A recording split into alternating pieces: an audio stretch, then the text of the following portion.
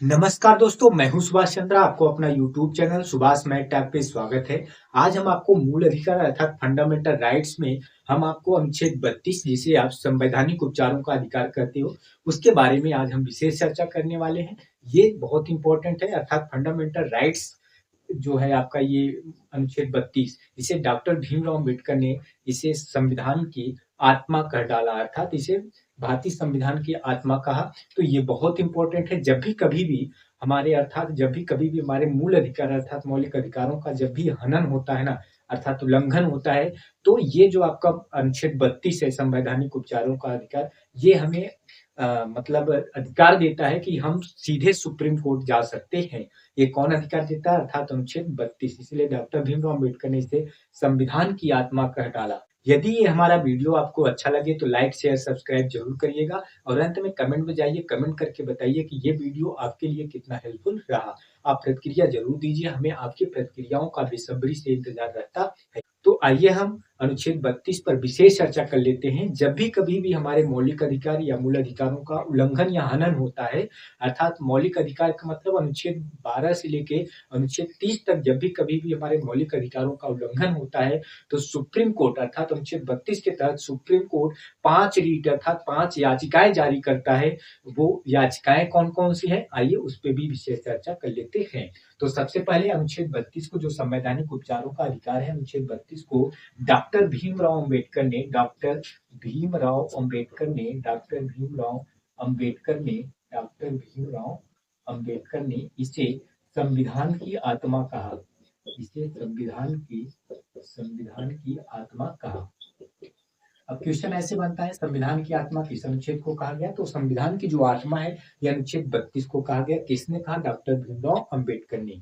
तो ये जो हमारा अनुच्छेद 32 है अर्थात अनुच्छेद 32 के तहत सुप्रीम कोर्ट जो है अर्थात सुप्रीम कोर्ट 5 रीट अर्थात 5 याचिकाएं जारी करता है। तो आइए ध्यान से देखते हैं। जो सुप्रीम कोर्ट है, सुप्रीम कोर्ट 5 रीट अर्थात 5 रीट या याचिकाएं जारी करता है। 5 रीट या याचिकाएं जारी करता है। अब ये कौन कौन से 5 रीट है, आइए ध्यान से देख लेते हैं। तो पहला जो हमारा है वो है बंदी प्रत्यक्षीकरण। पहला जो है हमारा बंदी प्रत्यक्षीकरण। बंदी प्रत्यक्षीकरण का मतलब होता है कि सशरीर प्रस्तुत करना। बंदी प्रत्यक्षीकरण का मतलब होता है सशरीर प्रस्तुत करना। और हमारा दूसरा है परमादेश। परमादेश का मतलब होता है हम आदेश देते हैं। हम आदेश देते हैं। और तीसरा है हमारा प्रतिषेध। तीसरा हमारा है प्रतिषेध का मतलब होता है रोकना। और चौथा है उत्प्रेषण। इसका मतलब होता है सूचना देना। और पांचवा जो है वो है अधिकार परीक्षा।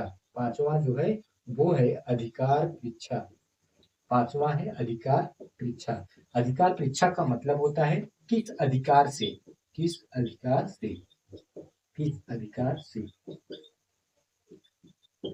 तो यहाँ पे ध्यान से देखिए, जो आपका बंदी प्रत्यक्षीकरण है और परमादेश है और अधिकार परीक्षा है। बंदी प्रत्यक्षीकरण, परमादेश, अधिकार परीक्षा, ये अधिकारियों और राज्य के लिए है। राज्य का मतलब संस्था, सरकारी संस्था के लिए है बंदी प्रत्यक्षीकरण, परमादेश और अधिकार परीक्षा।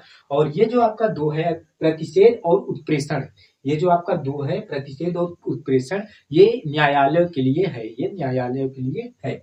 तो बंदी प्रत्यक्षीकरण क्या करता है? सशरीर प्रस्तुत करना। इसका मतलब क्या रहा, आइए इसको समझते हैं। जैसे क्या हुआ, कोई पुलिस वाला, मान लीजिए कोई पुलिस वाला किसी व्यक्ति को गिरफ्तार कर लिया और गिरफ्तार करने के बाद उसे बंदी बना के रख लिया और उसे 24 घंटे के अंदर मजिस्ट्रेट के सामने प्रस्तुत करना होता है। और मजिस्ट्रेट के समक्ष प्रस्तुत ही नहीं किया, 24 घंटे के अंदर प्रस्तुत ही नहीं किया और उस व्यक्ति को बंदी बना के गिरफ्तार कर लिया है, बाकी मजिस्ट्रेट के समक्ष प्रस्तुत ही नहीं कर रहा है।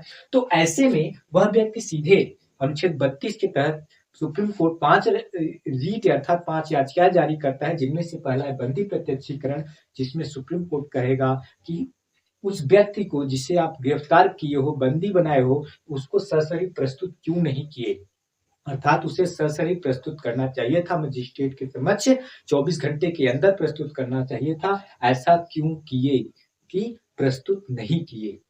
और यहाँ पे ध्यान से देखो, परमादेश, परमादेश का मतलब कि हम आदेश देते हैं, हम आदेश देते हैं।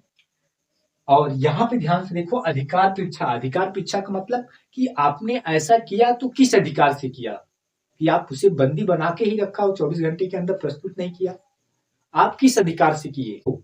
और यहाँ पे ध्यान से देखो, प्रतिषेध का मतलब होता है रोकना, अर्थात जो मतलब बड़े न्यायालय होते हैं, छोटे न्यायालयों के, चाहे वो अधीनस्थ हो चाहे वो हाई कोर्ट हो, बड़े न्यायालय अर्थात सुप्रीम कोर्ट जैसे, तो ये क्या हुआ, छोटे न्यायालयों को, अर्थात जो उनके अधिकार में नहीं है, वो उनके अधिकार के अर्थात कार्य नहीं है, तो वो उनको रोकते हैं कि आप इसको रहने दीजिए, ये मेरे अधिकार का है, अर्थात इसे मुझे करने दीजिए। और बाकी उत्प्रेषण का मतलब होता है सूचना देना, जैसे बड़े न्यायालय कहते हैं छोटे न्यायालयों की, आप उसका सूचना मुझे इकट्ठे करके मुझे प्रस्तुत करिए, अर्थात मुझे दीजिए। तो मैं उम्मीद कर रहा हूँ कि आप अच्छे से समझे होंगे कि बंदी प्रत्यक्षीकरण का मतलब, जब भी किसी व्यक्ति को, अर्थात जब भी कभी भी उनके मूल अधिकारों का हनन हो रहा है, उल्लंघन हो रहा है, अर्थात मान लो कोई पुलिस पकड़ के ले गई और इसके बाद बंदी बना दी, मजिस्ट्रेट के समक्ष प्रस्तुत ही नहीं किया, तो भाई वो, क्योंकि जो हमारी 5 रीट 5 याचिकाएं सुप्रीम कोर्ट जारी करता है अनुच्छेद 32 के तहत, तो वो सीधे जाएगा सुप्रीम कोर्ट, और सुप्रीम कोर्ट कहेगा कि उसे सरासरी प्रस्तुत क्यों नहीं किए, अर्थात ये पहला बात हो गया। और दूसरा, परमादेश मतलब कि हम आदेश देते हैं, और तीसरा कि आपने ऐसा किया तो किस अधिकार से किया, या तो हम कह सकते हैं ये अधिकार शिक्षा का मतलब, अगर हम दूसरे अर्थ में समझाएं तो जैसे कोई पुलिस पकड़ ले गई और पकड़ने के बाद वो हमसे कह रहे कि तुम्हारा यही सजा है, तुम यही सजा भुगतो, बाकी तुम इतने रुपए दे दो, ये तुम्हें दंड दिया जा रहा है, अर्थात ये पुलिस दंड देने के लिए नहीं है, ये सुप्रीम कोर्ट दंड देने के लिए है। तो सुप्रीम कोर्ट पूछेगी कि आप ऐसा किए तो किस अधिकार से किए, अर्थात आपको ये अधिकार कौन दिया।